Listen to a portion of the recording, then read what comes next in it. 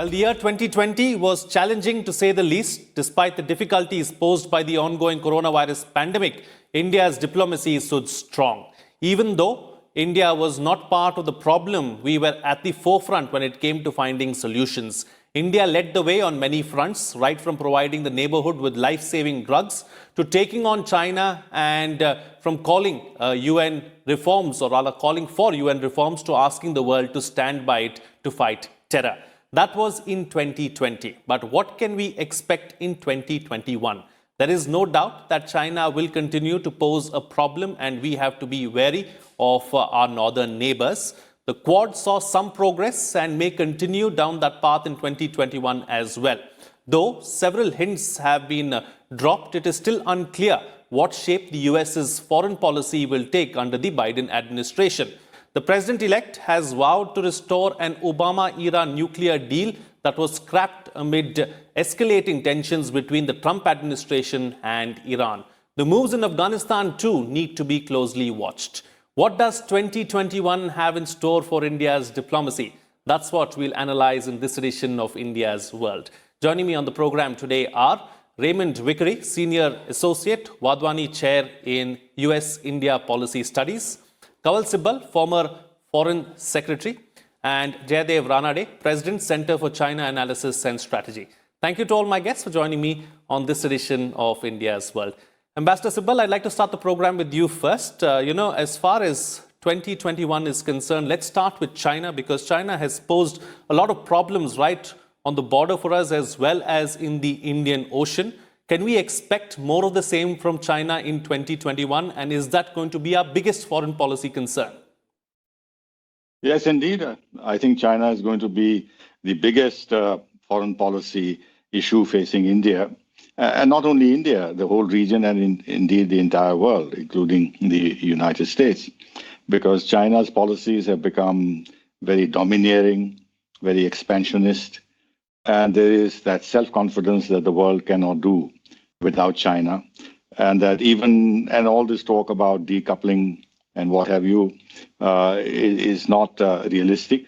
The manner in which, for example, they're treating Australia, they're really bullying Australia openly, and Australia is a key country in the Quad, but more than that, it's a US ally. And what they do to China, to Australia, sends a signal to other countries too. So for India, it's going to be a very big challenge. In fact, I would say that looking ahead, not only 2021, but beyond that, our biggest foreign policy challenge will be China. And all our foreign policy choices, our alignments, our strengthening of partnerships with key countries is going to be determined by China's threat to us, China's conduct, not only towards us, but in our neighborhood and the region at large. In fact, our biggest long-term adversary is China, and we need partnerships with many other countries, key countries, to be able to deal with this challenge collectively. Though how successful we will be, I'm not too sure, because China's economic clout is such that countries who are far away and don't have any contiguous borders with China will always have the temptation of both engaging and competing with China. But unfortunately, we don't have that choice, because China is sitting right on our borders. It is intruding into our borders. It is tied up with Pakistan. We have a real two-front situation challenge. And China is much more of a physical threat to us than it is to other countries. Absolutely. And since we are here, Mr. Vickery, let me take this particular aspect forward with you. The ambassador spoke about partnerships, and he also spoke about the Quad. We know that there is a change of guard, of course, in the United States. What's the Biden administration's thought process as far as China is concerned? Are we going to see more partnerships with the United States and other like-minded countries to take on China in the Indo-Pacific? And do we see the Quad shaping up even more? Well, thanks very much for having me again. I appreciate that. And I'd just like to point out that Joe Biden, when I was working with him on the U.S.-India civil nuclear deal, set forth way back in 2006 his vision for the U.S.-India relationship. And at that time, he said that it was his dream that in 2020, the two closest partners in the world would be India and the United States. And I think that that bodes well for the relationships between India and the U.S. on China, on Pakistan, on so many of the international issues. Now, having said that, dreams are one thing, and as Kanwal points out, and Jayadeva will as well, reality is quite different. I think, though, that there is an appreciation, and it's bipartisan in nature, goes across the Congress as well as the administration, that China is a primary threat to stability in the Indo-Pacific region and indeed in the world. So I don't think that India needs to be concerned that you're going to have less of a backup from a Biden administration than you did from a Trump administration. Rather, I think it'll be just the opposite. Rather than being a transactional, what are you going to do for me approach, which the Trump administration had, it's going to be a broader relationship between the two greatest democracies in the world. And you have to realize that, of course, India has skin in the game, as is said, because of your situation in terms of proximity, sharing borders. But the United States has a lot of skin in the game as well. We're the ones who have military forces that are around Taiwan. We're the ones that have obligations in regard to nuclear umbrella. We're the ones, really, the Quad started in a Democratic administration, and even though 2021 will be very different from 2015, 2016, or even this year, the fact is that those trends in terms of looking at U.S. interest in vis-a-vis China are going to continue, and we're going to have to work through that together as partners between India and the U.S. Absolutely. I think that's what we're looking forward to, a stronger partnership. The partnership is already strong, but we need to build on that and take it to the next level. Now, since we are here, Mr. Ranade, as far as China is concerned, yes, clearly there's a lot at stake for India and for the United States in the Indo-Pacific, and to take on China as well. India has taken on China over the last 1 year, or 2020. We saw that happening right from Galwan to elsewhere in the Indian Ocean as well. So the US and India could be, good partners to take on China. But what about other like-minded nations? What about other partnerships being built to take on China? Do you believe that they have the wherewithal or maybe even the stomach to take on China? Well, I think there are three factors that I see coming up. One is a hardening of China's position vis-a-vis India.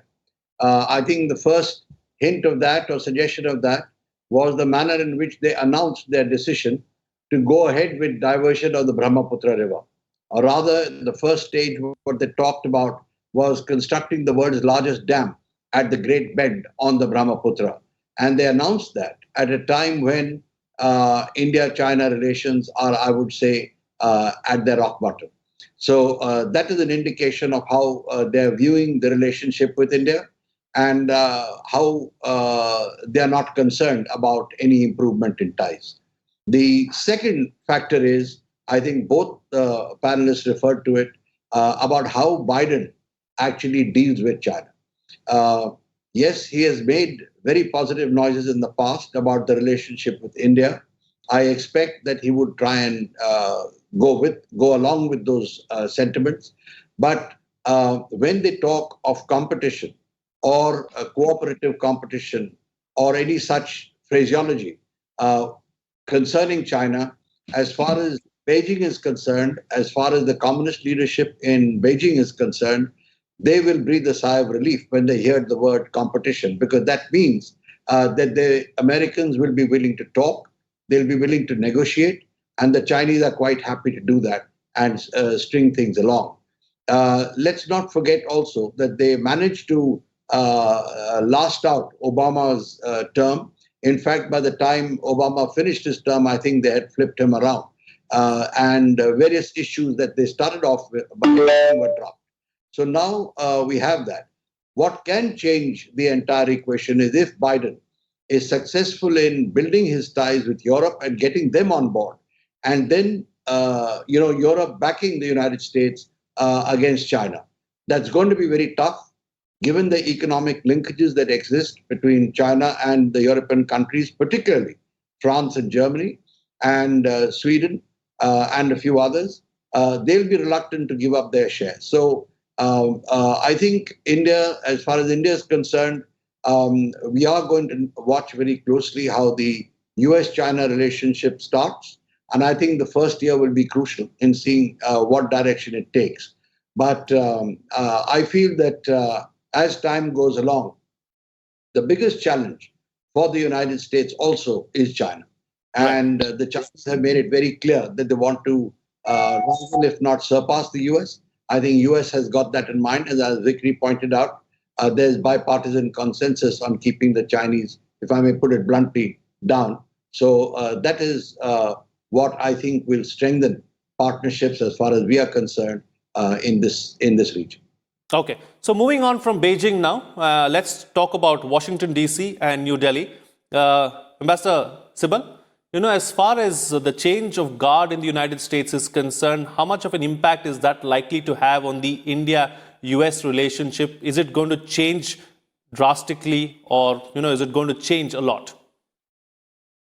No, I don't think so. If you look at the trajectory of India-US ties right from the time of George Bush, there has been steadiness in growth of ties, better understandings, deeper strategic partnership, and of course, much deeper defense ties.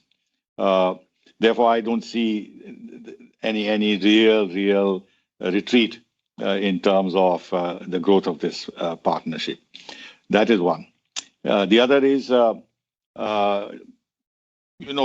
Trump, for all his unpredictability and impulsiveness and a very unorthodox style of doing diplomacy, transactionalism, or whatever it is, he, on the whole, was good for India.